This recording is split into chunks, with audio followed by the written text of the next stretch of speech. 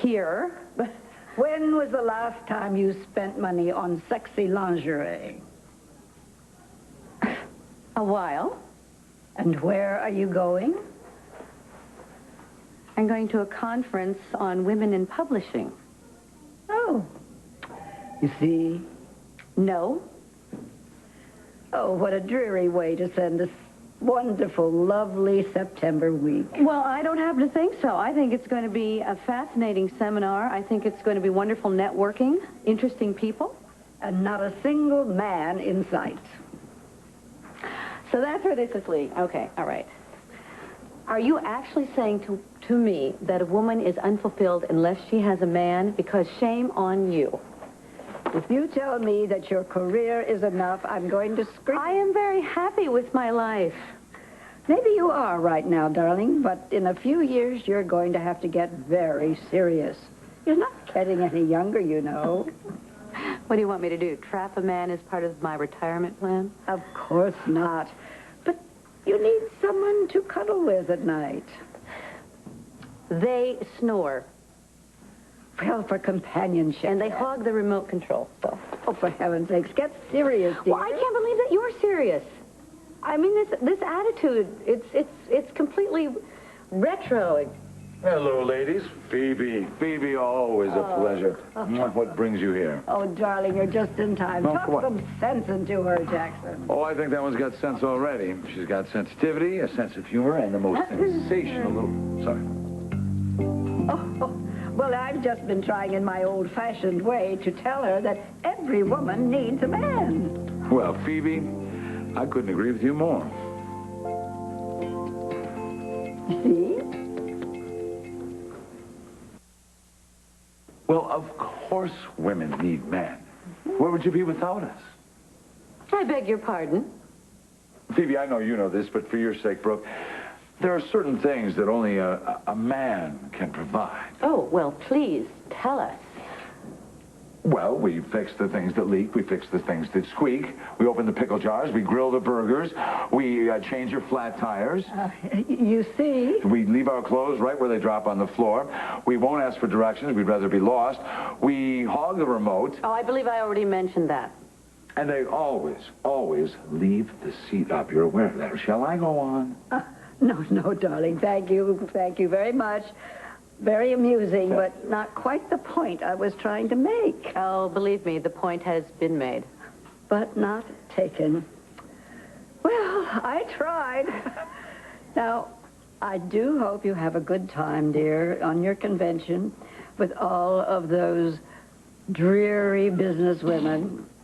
But kiss me goodbye now. This conversation is not over. I didn't think it was. Oh, good. All right. You ready to Be go? good. You have fun, sweetheart. All right. Thank you, dear. Thank you. Bye-bye. Bye. There we go. Look at this. Bye, Phoebe. Oh, boy. Well, should I thank you or should I apologize for running interference with my aunt? I think you should thank me. That way I can tell you what a pleasure it was to come to your defense in that way. But, Brooke, I gotta tell you, I mean, just you and me talking here, I think your Aunt Phoebe has a point. Not you, too. You may not feel it right now, but you really are in great shape. Thanks, David.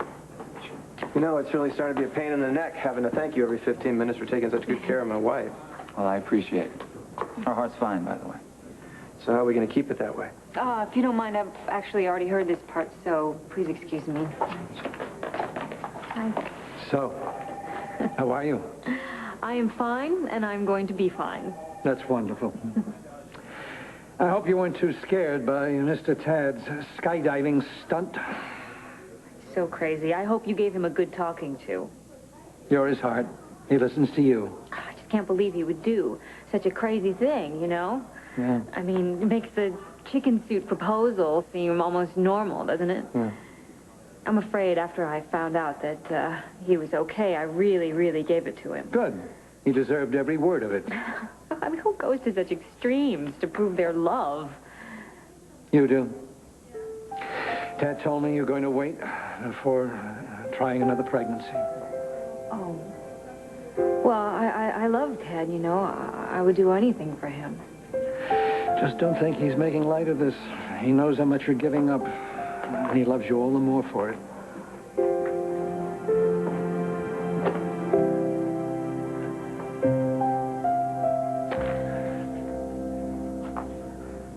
There's no need to call security. Fine. Then give me the form. Just one thing. One small thing. Why Colby? There have to be other sources. Well, yes, of course there are, but we don't have time to find another donor. Every second counts. Use my contacts. I could connect you with stem cells from anywhere in this country. We don't have time to conduct a search, much less argue with you. We won't even know whether Colby's cells can help Dimitri until we run the tests. What tests? Tests. We need to run DNA tests and blood tests, among others. DNA tests. Will they be done here on the premises? Yes, downstairs as soon as we get that form into the lab. And what then?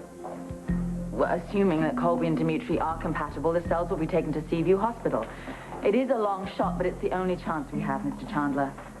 I don't want Colby to be part of a... For God's sakes, Adam, just give us the form and I will not be dismissed! Somebody has to stand up for Colby. Don't be absurd. Nothing is going to happen to Colby. You cannot make the decision. Look, I won't allow this. You're doing something that may harm Colby in the future. Adam, why are you acting like I would do something to harm the welfare of my own daughter? You wouldn't do it intentionally, sweetheart. But you're trying so hard to save one human being, you may risk the life of another.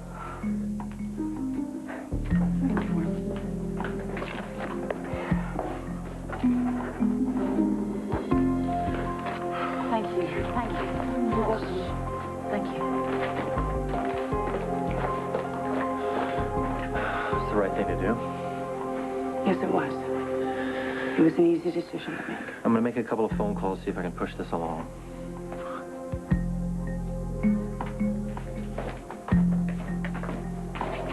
How dare you?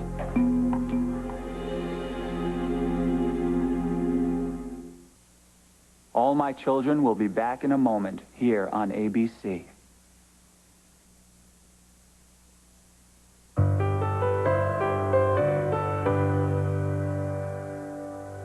So just continue to follow the diet and exercise plan I outlined earlier, and... Okay, I will, to the letter.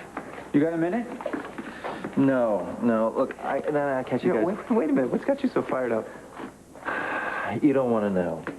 So the meeting's over? The medical matter worked out? Yes, we're going ahead with the procedure. If Colby's DNA is compatible with another patient's, we might be able to save somebody's life. Whoa, wait a minute. Whose life are you saving? What does Colby have to do with it? The family wants privacy, so I can't really talk about it, but the bottom line is her stem cells might be used to keep a patient alive. And so, as a doctor, it upsets you to save someone's life? No, it's Adam. Adam, what's he done? Well, I was signing these consent forms to donate the cells. He comes bursting through the doors, ranting and raving about protecting Colby. Why am I not surprised? So we tried to convince him that nothing was going to happen to Colby. I mean, obviously, nothing would happen to Colby, but he wouldn't have anything of it. He takes the consent forms out of my hand, and I thought he was going to rip them up. But you signed them anyway? Yeah, I got them back from him. I signed them. Liza signed them. So they're conducting the DNA test today? Yeah, the forms went straight down to the lab. I signed on as an admitting physician just to speed things up. If you'll excuse me, I have a patient that's going to be in need of my attention very shortly. I'm such an idiot. He almost lulled me into believing that he was accepting me as Colby's father, but... You know, is this the first time a major issue has come up regarding Colby with you and Adam? Yeah, I guess. Why? What are you driving at? I just knew that kinder, gentler Adam was too good to be true. What was that all about? Didn't I make it clear to you that you had no part in this decision? I lost it. I'm sorry. I'm just so concerned about Colby's welfare. Well, you made it abundantly clear that you think I'm not. No, I wasn't saying that. No, I'll tell you something. I remember the day that you chose to accept Jake as Colby's father, and I was so proud of you. I was shocked, but I was proud because you decided to put your love for Colby ahead of your ego. You did what was right for Colby that day. And I believed that you had changed, and obviously I was wrong. I have changed. No, you haven't. Anytime things get out of control, you get frustrated, the old Adam just rears his ugly head, and he's issuing orders, and he's passing judgments. You're overstating this. No, not with the performance you just gave. I've apologized. Can't we just leave it at that? It's not that simple. I swear I will never lose my head over Colby again. Adam, it's not just about Colby, it's about you. You have got something going on with you, and I don't like it.